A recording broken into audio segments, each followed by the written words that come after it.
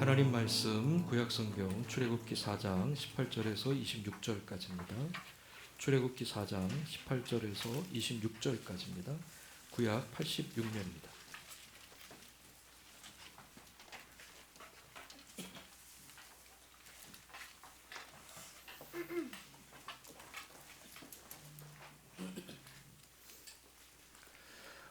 네, 출애굽기 4장 18절에서 26절까지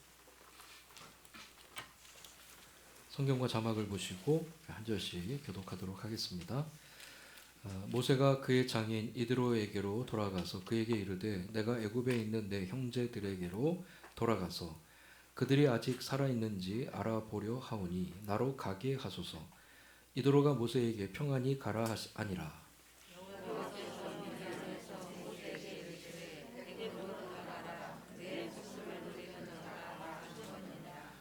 모세가 그의 아내와 아들들을 나귀에 태우고 애굽으로 돌아가는데 모세가 하나님의 지팡이를 손에 잡았더라.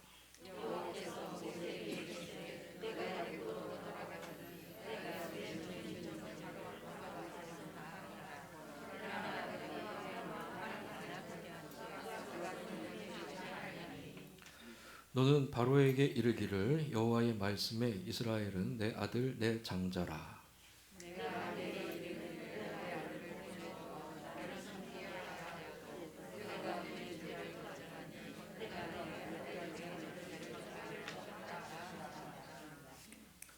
모세가 길을 가다가 숙소에 이를 때에 여호와께서 그를 만나사 그를 죽이려 하신지라.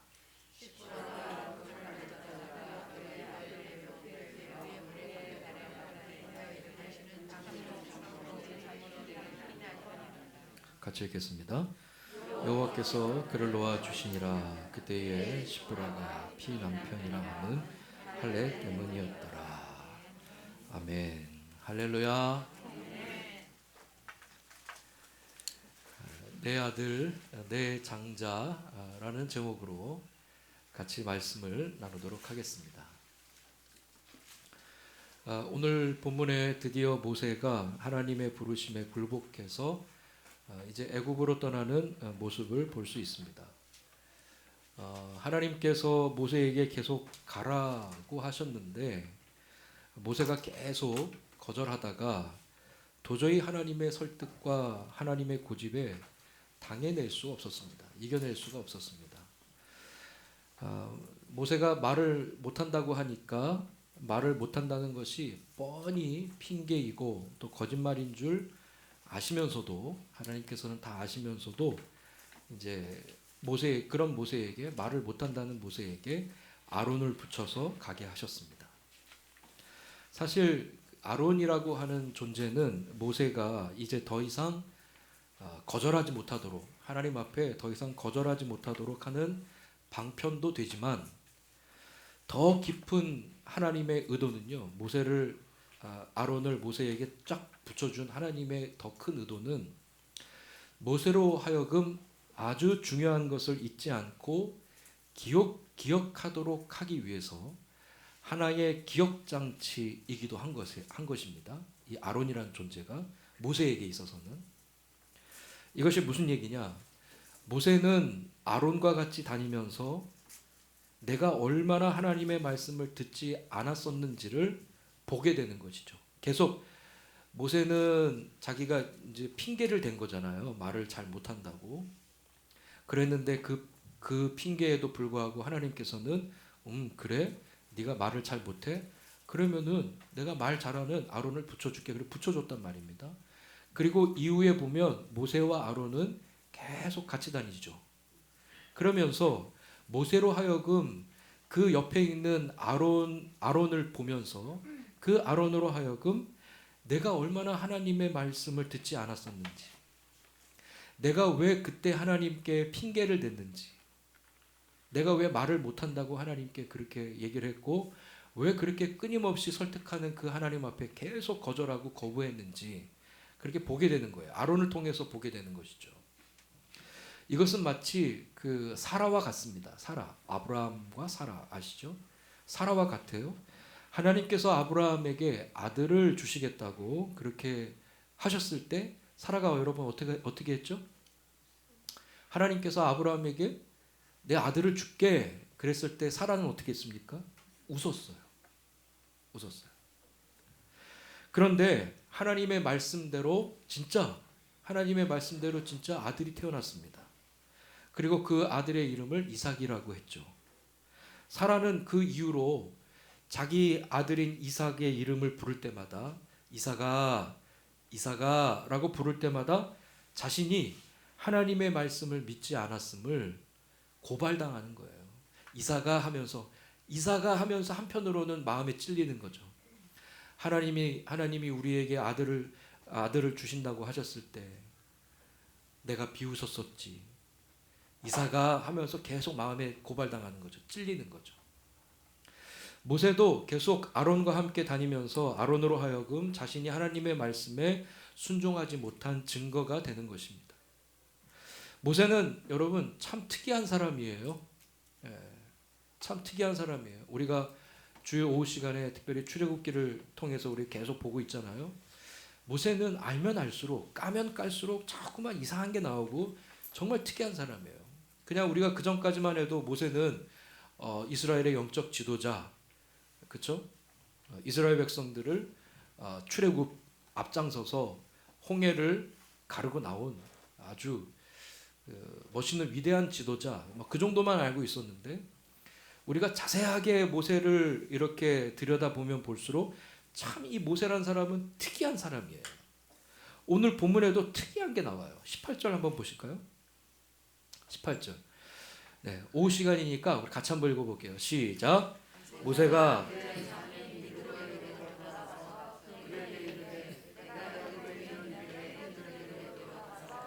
그들이 아직 살아있는지 알아보려 하오니 나로 가게 하소서. 이리로가 모세에게 평안히 가라 하니라. 여러분 모세가 참 특이한 사람인 걸 이 18절에서 여러분 보이시나요? 모세가 특이한 게 보이십니까? 이 18절에 모세는요 호렙산에 있다가 장인 이드로가 있는 집으로 돌아갔습니다. 그런데 여러분 가만히 이 자세히 18절 말씀을 가만히 들여다보시면 3장 1절부터 해서 하나님께서 호렙산에서 모세를 만난 이후로 얼마나 많은 사건과 얼마나 많은 대화가 모세와 하나님 사이에 오고 갔습니까? 그렇죠? 그리고 호렙산에서 하나님이 모세에게 나타나신 것도 그냥 나타나신 게 아니잖아요. 그 얼마나 이렇게 신기한 떨기나무 불은 붙었는데 타지 않는 그 떨기나무 속에서 하나님이 모세를 부르셨단 말입니다. 그렇죠? 그런데 모세는 이드로에게 그동안 자신에게 있었던 이야기를 한마디도 하지 않아요. 그렇죠? 18절에 여러분 보세요. 모세가 장인 이드로에게 돌아가서 그에게 이르되 장인이여 내가 어떤 일이 있었는지 아세요? 호렙산에 갔더니요 떨기나무에 막 불이 붙었는데요 이상하게 나무가 타지 않더라고요. 제가 오우니까 연극을 하는 겁니다. 타지 않더라고요. 이야 정말 신기한데 갑자기 거기서 모세야 막 그러시는 거예요. 이게 어디서 난 소리지? 라고 귀를 했는데 그냥 음성이 나는 거예요. 신발을 벗으래요. 막 이러면서 저 같으면은 이 장인을 만나가지고 그동안 얼마나 이런 일들이 있었어요. 막 얘기할 텐데 일체 얘기하지 않아요. 하나님의 하자도 꺼내지 않아요. 하나님의 하자도 꺼내지 않습니다. 정말 특이한 사람이죠. 떨기나무 불꽃 가운데서 나타나신 하나님도 그리고 그 하나님이 자기를 애굽으로 보내시겠다라는 그 말씀도 말하지 않아요. 모세는 장인 이드로에게 그냥 애굽으로 간다고 말한 것이 전부입니다. 애굽에 가서 바로를 만날 것이라고 말하지도 않아요. 하나님이 가라고 한 것도 말하지 않고 가서 바로를 만날 것이라는 것도 말하지 않아요. 그냥 애굽에 있는 내 형제들이 아직 잘 살아있는지 보러 간다라고만 말합니다. 어찌어찌해서 가긴 가는데 모세가 어찌어찌해서 하나님이 가라고 하니까 가긴 가는데 사명감에 불타서 가는 게 아니에요. 막 마음이 뜨거워져 가지고 그래 주님이 부르셨으니 주님이 가라고 하니 그곳이 내가 갈 곳이오니 나를 보내시옵소서 그러고 가는 게 아니에요. 그런데 여러분 놀라운 것은 모세가 그냥 어쩔 수 없어서 가는데 하나님은 이 모세의 이런 모습을 하나님의 말씀에 대한 순종으로 인정해주고 계신다는 거예요. 물론 본문에서 하나님의 이런 마음이 드러난 말씀은 없습니다. 하지만 하나님의 응답을 통해서 하나님의 마음을 어느 정도는 읽어낼 수가 있어요. 하나님은 모세가 기쁜 마음으로 순종하면서 가는지 그가 온전한 믿음으로 가는지 따지지 않습니다. 믿음의 정도를 따지지 않아요. 순종의 정도를 따지지 않아요. 네가 내 일을 하기 위해서는 너의 믿음의 분량이 이 정도는 돼야 돼. 그거를 따지지 않아요.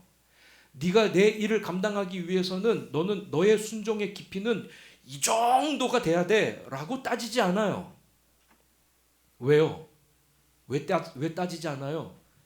왜 모세의 믿음의 깊이를 따지지 않고 왜 순종의 강도를 왜 따지지 않아요? 아무것도 따지지 않아요. 왜요? 모세의 한계를 너무나 잘 알고 있기 때문이에요. 네. 마찬가지입니다. 하나님께서 오늘날 저와 여러분의 믿음의 깊이를 따지지 않아요. 만약에 하나님께서 저와 여러분의 믿음의 깊이를 따진다면 여기 다 뭐예요? 숨 막혀 죽습니다. 우리 다 숨 막혀 죽어요. 하나님 앞에서 우리의 믿음을 어떻게 보여드릴 겁니까? 자신이 있으세요? 하나님 앞에서 우리의 순종의 여부를, 우리의 순종의 강도를, 우리의 순종의 깊이를 우리가 내세울 수 있겠습니까? 하나님이 만약에 그걸 보신다면 우리는 숨막혀 죽어요. 왜냐하면 연약하기 때문에. 그럴 온전한 믿음, 온전한 순종을 나타낼 만한 그런 능력이 없기 때문에요. 우리 인간의 한계를 잘 아시기 때문입니다. 그래서 따지지 않아요. 모세의 믿음의 깊이를 따지지 않고 순종의 깊이를 따지지 않아요. 온전한 믿음과 온전한 순종이 어렵다는 것도 알고 계십니다. 하나님께서 모세에게 원하시는 것은 가서 말해라 라는 것이었습니다. 그렇죠? 하나님이 모세에게 원하시는 것 딱 하나예요. 내가 시키는 대로 가서 말해라. 바로에게 가서 말해라. 이거였어요. 그런데 모세는 어쨌든 막 사명감에 불타는 마음으로 가는 건 아니지만 어쨌든 일단 가고 있잖아요. 어쨌든 일단 가고 있으니 일단 그것으로 일단 오케이 한 거예요. 하나님께서. 그래 어쨌든 네가 가니까 일단 오케이.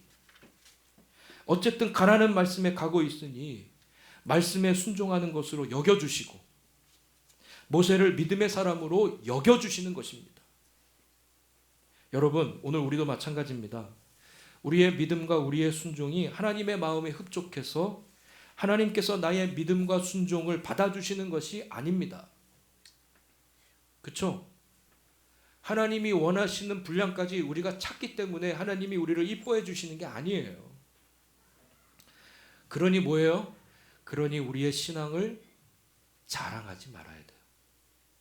나의 믿음을 자랑해서는 안 돼요. 나의 신앙을 자랑해서는 안 돼요. 왜요? 하나님 보시기에는 늘 부족하고 늘 연약한 뿐입니다. 자랑할 만한 신앙이 못 돼요. 자랑할 만한 믿음이 못 돼요. 그래서 다른 사람의 신앙과 다른 사람의 믿음에 빗대서 자신의 신앙과 자신의 믿음에 대해서 너무 이렇게 자랑할 것도 아니고 자만할 것도 아니고 늘 우리는 겸손하게 하나님 앞에 나아갈 뿐입니다. 우리의 믿음과 우리의 순종은 우리 수준에서 우리는 만족할 수 있지만 하나님 수준에서는 아무것도 아닙니다. 그러나 우리의 신앙을 자랑할 수가 없는 거예요. 그러나 우리를 순종의 사람으로 인정해 주시고 믿음의 사람으로 인정해 주시고 예배자로 인정해 주시기에 오늘 내가 지금 여기 앉아 있을 수 있는 줄 믿으시기를 바랍니다. 20절 말씀 보실까요? 20절 말씀 같이 읽어보겠습니다. 시작. 모세가 그의 아내와 아들들을 나귀에 태우고 애굽으로 돌아가는데 모세가 하나님의 지팡이를 손에 잡았더라. 아멘. 모세는 아내와 아들들과 함께 길을 떠날 때 하나님의 지팡이를 들고 갑니다. 성경이 강조하고자 하는 것은 지팡이가 아닙니다. 지팡이가 등장하는 것은 지팡이에 대해서 말하려는 것도 아니고요. 모세의 순종을 말하려는 것도 아닙니다. 그럼 뭘까요? 그냥 지팡이가 아니라 무슨 지팡이요? 하나님의 지팡이입니다. 즉 지팡이를 부각시키는 것이 아니라 하나님을 부각시키는 거예요. 그래서 하나님의 지팡이라는 거예요. 4장 1절에서 모세는 하나님께 이렇게 말했습니다. 자기가 아무리 이스라엘 백성들에게 말해도 이스라엘 백성들은 자신과 자신의 말을 믿지도 또 듣지도 않을 거라고 말했습니다. 4장 1절에. 이런 모세의 말에 하나님께서 어떻게 하셨습니까? 모세가 그렇게 말했을 때 하나님께서 모세에게 이스라엘 백성들이 모세를 믿도록 뭔가 모세를 특별하게 만들어 주셨나요? 그렇습니까? 하나님이 내리신 조치가 그건가요? 모세가 하나님께 하나님, 내가 이스라엘 백성들에게 가서 내가 이렇게 말해도 그들은 나를 안 믿을 거예요. 내 말을 듣지 않을 거예요. 그랬을 때 그래? 그러면은 네가 가서 얘기할 때 이스라엘 백성들이 너의 말을 믿고 너를 믿고 또 너의 말을 들을 수 있도록 내가 너에게 특별한 능력을 내가 줄게. 내가 너를 특별한 사람으로 만들어 줄게. 이렇게 하셨습니까? 하나님께서는 그렇게 하지 않으셨어요. 모세를 특별하게 만들어 주지 않으셨어요. 모세에게 어떠한 신령한 능력을 주시지도 않으셨어요. 모세가 들고 있는 지팡이는 그냥 막대기일 뿐입니다. 북한산 같은데 여러분 북한산 가보셨어요? 네. 전 아직 한 번도 못 가봤는데 한번 기회 되면 가보려고 그래요. 언제 갈까? 어쨌든 여러분 모세가 들고 있는 막대기는요 북한산 같은데 올라가다가 그냥 쉽게 구할 수 있는 막대기일 뿐입니다. 모세에게 하나님께서 주신 것은 지팡이가 아니에요. 모세를 특별한 사람으로 만들어 주신 것도 아니에요.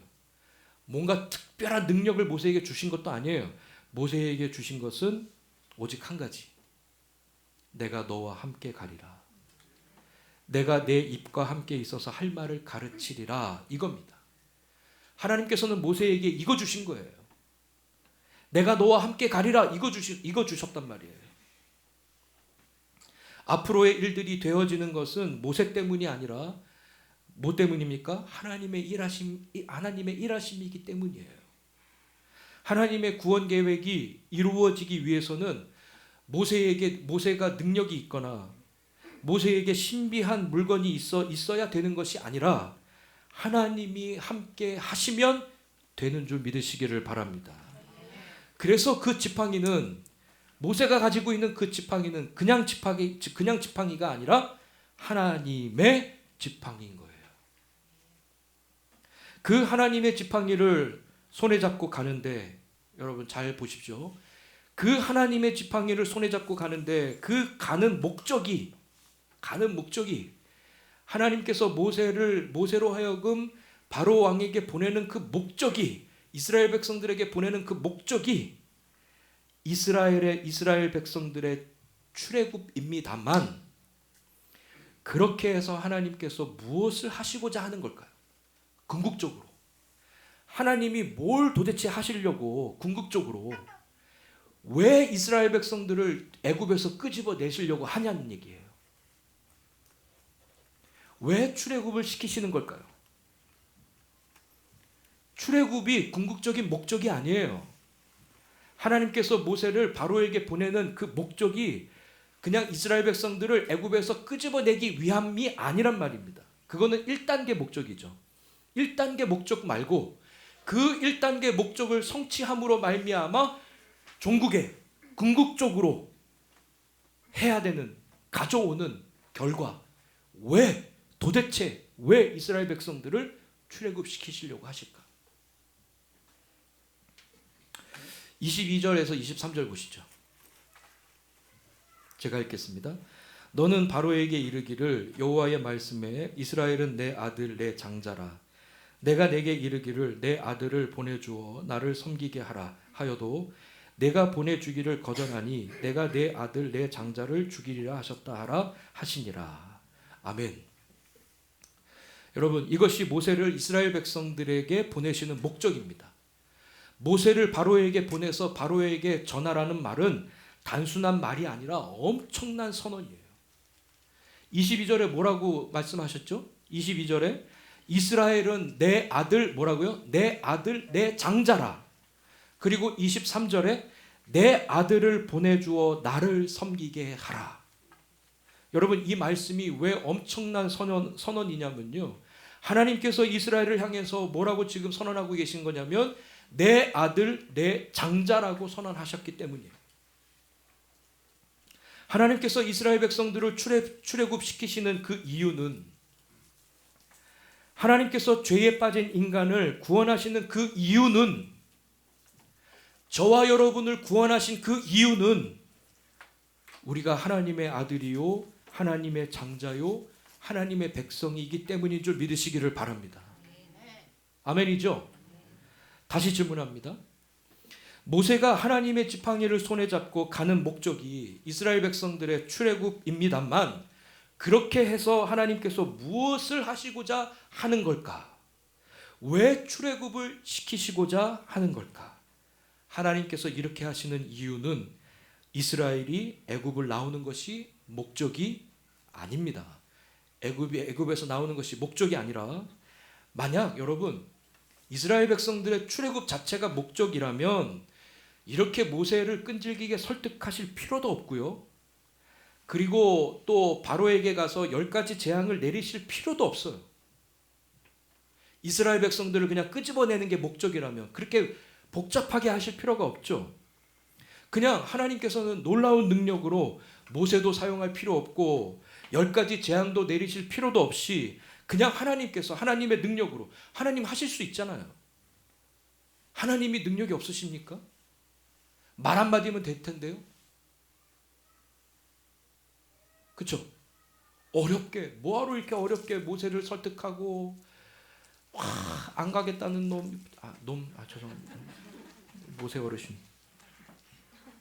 안 가겠다는 사람 그렇게 막 설득하고 막 이적까지 보여주고 막 그렇게 하면서 데리고 가고, 또 가서 모세가 바로를 만나서 막 재앙을 10가지씩이나, 예? 한 가지로도 족할 텐데 그냥 1번, 2번, 3번 다 생략하고 그냥 맨 마지막 딱 그거 그냥 하고 그냥 하면 될 거 아니에요. 아니면 뭐 그냥 그 이스라엘 백성들을 애굽에서 그냥 꺼낼 필요도 없이 그냥 애굽 땅을 그냥 점령시키면 될 거 아니에요. 그렇죠? 하나님의 능력으로 끄집어내시면 그만입니다. 그러나 하나님께서는 그렇게 하지 않으셨습니다. 왜요? 출애굽이 하나님의 목적이 아니기 때문이에요. 이스라엘 백성들을 애굽에서 끄집어내는 게 그게 다가 아니기 때문이에요. 그냥 이스라엘 백성들을 노예에서 해방시키는 것이 목적이 아니기 때문입니다. 여러분, 이런 패턴이 신약에도 똑같이 적용될 수 있어요. 제가 수요일 날 마가복음 설교하면서 오병이어 설교를 한번 한 적이 있는데요. 오병이어도 똑같아요. 예수님께서 오병이어의 기적을 일으키신 그 목적이 뭡니까? 이유가 뭡니까? 뭐예요? 하나님께서 하나님의 능력을 뽐내시려고? 요즘에 코미디 보니까는 이런 유행어가 있더라고요. 이거 봐라. 다들 공감이 안 되는. 청년들은 알죠? 몰라요? 나만 텔레비 보나? 저도 뭐 그냥 자주 본 건 아닌데 어쩌다 보니까 코미디 빅리그라고 거기에 보면 개그 프로, 이거 봐라 그런 게 있어요. 이거 봐라. 하나님께서 오병이어 기적을 일으키실 때 오병이어 하나님이 이거 봐라, 내가 얼마나 큰 능력이 있는 줄 아냐? 내가 잘 봐라, 내가 보여줄게.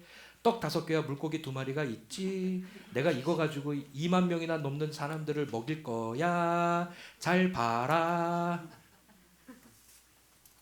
하나님이 예수님께서 오병이어의 기적, 오병이어의 그 본문의 핵심은 기적이 아니에요. 근데 우리는 다 그 기적에다가 초점을 맞추잖아요. 오병이어의 기적. 순종하면 어떻게 된다?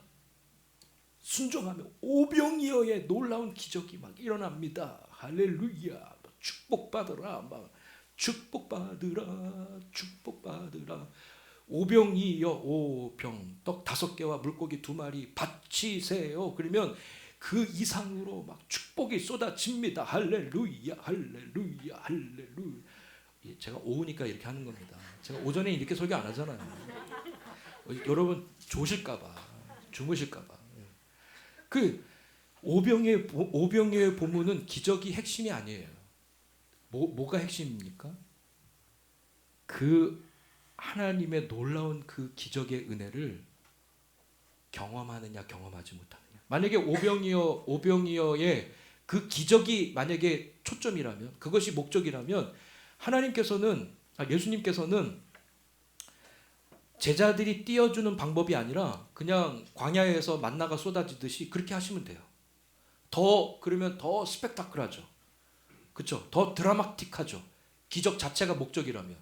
이거 봐라, 오병이어 있다. 잘 봐라. 내가 하늘로 던질게. 그러면 이게 내려오면서 땅에 떨어질 때 너희들 머리 위로 다 떨어질 거야. 샥, 뽕 해가지고 그 오병이어가 막 떨어질 때 막 머리 위로 2만 명이나 된 사람들 머리 위로 막 두두두두 만나가 떨어지듯이 떨어져. 그러면은 더 오병이어 기적이 더 드라마틱하겠죠. 더 기적을 베푸신 예수님이 더 부각이 되겠죠. 그런데 오병이어의 본문은 그게 초점이 아니에요. 뭡니까? 이스라엘 백성들을 애굽에서 끄집어내는 것이 초점이 아니듯이 오병이어 본문 또한 마찬가지로 그 앉아있는 사람들에게 예수님의 능력을 보여주는 게 초점이 아니라 떡을 떼는 기적을 경험하도록 하기 위함이에요. 그 떡을 누가 뗍니까? 제자들이 뗍니다. 제자들만 뗍니다. 앉아서 받아먹는 제자를 제외한 나머지 2만 명의 사람들은요, 떡을 떼지 않아요. 그냥 앉아서 받아 먹을 뿐이에요. 근데 이 사람들은 오병이어의 기적을 경험한 게 아니에요. 이 사람은 주는 걸 그냥 받아 먹었을 뿐이지 그 기적, 오병이어의 기적을 경험한 자가 아니라고요. 오병이어의 기적을 경험한 사람은 누굽니까? 제자들이에요. 떡 5개와 물고기 2마리를 가지고 12등분 한 거잖아요. 그러면 12등분 하면 한 사람의 제자가 받은 떡과 그 물고기의 양이 얼마나 되겠어요? 요만큼이죠. 요만큼. 그리고 어떻게 나눠줍니까? 하늘에서 뻥 터져가지고 내리는 게 아니라 제자들이 다 돌아다니면서 자기 앞에 있는 오병이어 이 12등분한 요만큼 된 그거 가지고 회중을 돌아다니면서 띄워주잖아요. 그 오병이어의 기적을 누가 경험합니까? 제자들이 경험하는 거예요. 앉아있는 회중은 경험하는 게 아니에요. 떡을 떼는 제자들이 경험한단 말입니다. 떡을 떼면서 오 주여, 요만큼 있었는데 떼면 뗄수록 계속 생겨나. 그렇죠? 앉아있는 사람은 몰라요. 받아먹는 사람은 몰라요. 뛰는 사람만 알아요. 예수의 제자만 아는 거예요. 하나님께서 이스라엘 백성들을 애굽에서 끄집어내는 이 목적은 그냥 끄집어내는 애굽을 탈출하는 것만 목적이 아니에요. 만약에 그렇다면 제가 말씀드렸듯이 10가지 재앙 필요 없죠. 그냥 하나님께서 콧김 한번 부르면 그냥 쫙 날아가는 거죠. 애굽 사람들은. 그리고 이스라엘은 나올 필요도 없어요. 그냥 애굽을 점령하고 그 땅에서 살면 돼요. 그건 뭘까요? 출애굽의 목적이 아니라 이스라엘 백성들을 내 아들, 내 장자로 삼았으니 내 아들, 내 장자로 만드는 거예요. 그게 진짜 하나님의 목적이에요. 그래서 여러분, 이 애굽에 내리는 이 10가지 재앙은 누구에게 보여주는 재앙일 것 같아요? 하나님께서 이 10가지 재앙을 누구에게 내립니까? 애굽 땅과 바로에게 보여주잖아요. 이 10가지 재앙은 바로에게 보여주기 위해서 내리는 게 아니에요. 누구 보라고? 내 아들, 내 장자가 그 10가지 재앙을 보라고요. 보고 좀 느끼라고요. 바로에게 보여주려고 하는 게 아니에요. 바로에게 막 겁주려고, 막 바로에게 그래 네가 이 애굽 땅에 있는 바알신보다 내가 더 능력 있는 신이야. 내가 능력 있는 하나님이야. 이거를 보여주려고 바로에게 10가지 재앙을 보여준 게 아니에요. 그 10가지 재앙을 이스라엘 백성들이 보라고 보여주는 거예요. 뭐요? 너희 아버지가 어떤 분인 줄 봐. 너희 아버지가 어떤 분인 줄 확인해. 너희 눈으로 똑똑히 보란 말이야. 내가 너희 아버지야. 내가 너희 하나님, 너희 아버지야. 너는 내 아들이야. 내 장자야.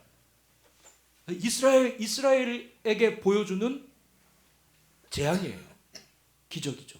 오병이어도 마찬가지예요. 오병이어의 기적은요, 앉아있는 2만 명 되는 사람들에게 보여주는 기적이 아니에요. 누구 보라고 한 기적이에요? 예수님 제자들 보라고 하신 기적이에요. 오병이어 기적이.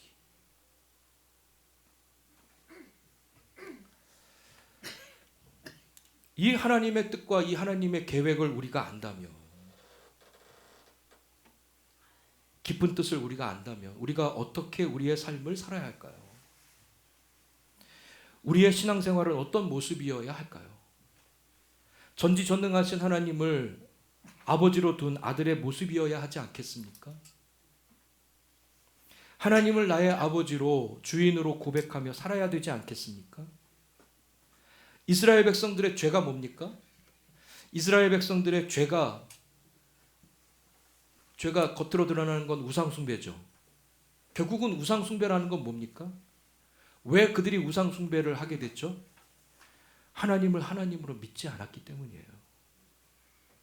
하나님을 아버지로 고백하지 않았기 때문이에요. 그래서 다른 아버지 찾아간 거잖아요.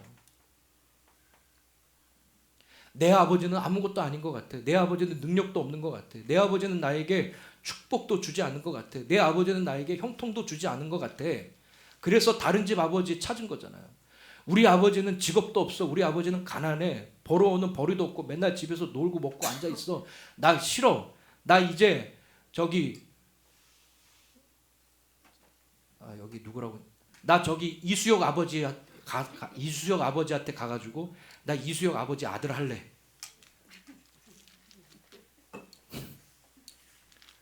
네. 그런 거예요. 이스라엘 백성들이 그런 거죠. 그게 이스라엘 백성들의 죄예요.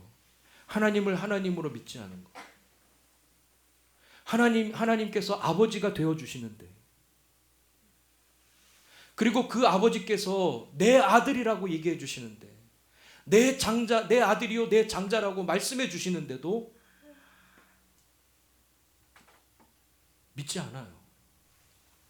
하나님을 나를 지으신 분으로 나의 아버지로 믿지 않는 것입니다. 알긴 알아도 그렇게 살지 못한 거죠. 우리 인간의 죄가 무엇입니까? 우리의 주가 되시며 우리의 하나님이신 예수님을 믿지 않는 것이 우리 인류의 죄입니다. 그러면 예수님을 믿지 않는다는 것은 무엇을 믿는다는 걸까요? 결국은 뭡니까? 우리가 예수를 믿지 않는다. 우리 신앙 가지고 있지 않은 세상 사람들, 그들은 뭘 믿고 사는 거죠? 결국은 자기 자신 믿고 사는 겁니다. 그러므로 죄라고 하는 것은 하나님이 인생의 주인이 되어야 하는데 오히려 인생이 자기의 주인이 되어 있는 것이 바로 죄라는 것입니다. 하나님께서는 저와 여러분을 내 아들, 내 장자라 이렇게 선언하셨어요. 그러면 한 주간 동안 여러분 어떻게 사실 겁니까? 하나님께서 나를 내 아들, 내 장자라고 하셨는데 한 주간 동안 여러분 어떻게 사실 겁니까?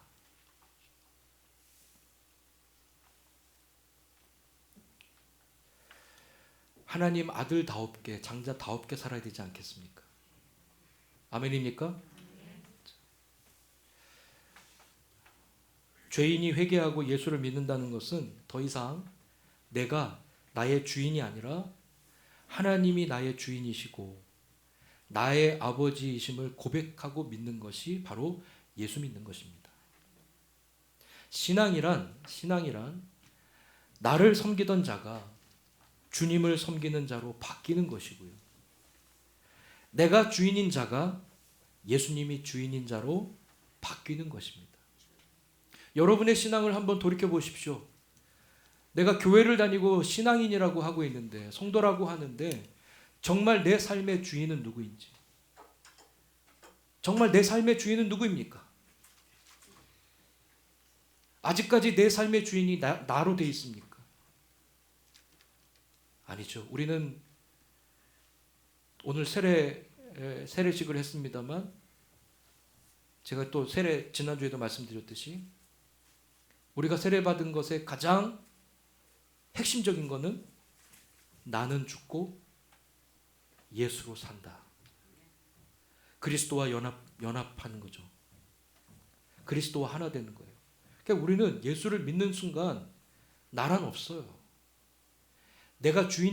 결코 내가 주인이 될 수 없습니다. 우리는 예수 그리스도를 믿는 순간 하나님이 내 주인이신 줄 믿으시기를 바랍니다. 그렇게 살아야죠. 한 주간 동안 여러분 삶의 목적이 있고 목표가 있습니다. 그게 뭐겠습니까?